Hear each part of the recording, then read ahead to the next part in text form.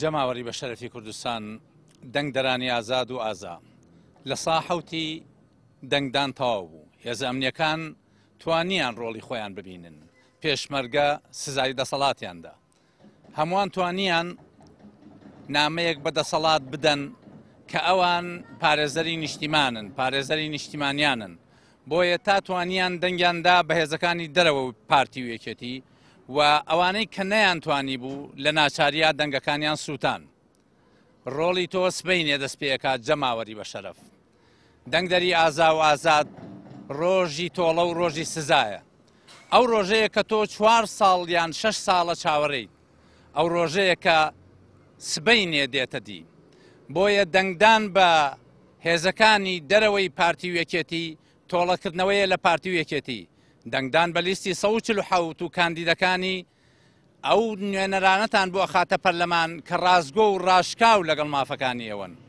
دەنگدان بە لیستی 147 دەنگدانە بە ئەمانەت، بۆیە بە جۆش و خرۆشێکی زۆرەوە بڕۆنە سەر سندوقەکانی دەنگدان، هەموو سندوقەکان پرتەقاڵی بکەن.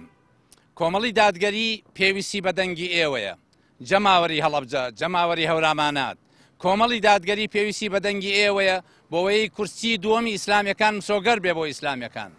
بۆیە هەمووان بە جۆش و خرۆشەوە لە سپێدەی بەیانیان هەتا سعات 6 ئێوارە پێویستە یەک لە دوای یەک بە زنجیرەیەک دەنگەوە بڕۆنە سەر سندوقەکانی دەنگدان و ئەو تۆڵەیەی کەوا چەند ساڵە چاوەڕێیەکەیت بێتە دی سبەی کاتێتی، سبەی سزای گەندەڵکاران بدەن، سزای ئەوانە بدەن کە موچەکانیان قۆرخ کردبوون، سزای ئەوانە بدەن کە تەخشان و پەخشانی ئەرزی ئەم وڵاتەیانە کرد، سزای ئەوانە بدەن کە ڕۆڵەکانی ئێوەیانە نار لە ئیجا ئەخنکە، سزای ئەوانە بدەن کە ماف و ئازادیان لێسەنەوە.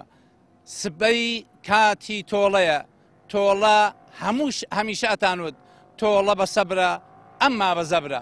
ئەوەی هێزە تایبەتەکان و ئەوەی پێشمەرگە و هێزە ئەمنیەکان کردیان، ئێوە بە چڕتر بە تۆختر بیکەن، سزا لە پارتی و یەکێتی و دەسەڵاتداران بکەنەوە.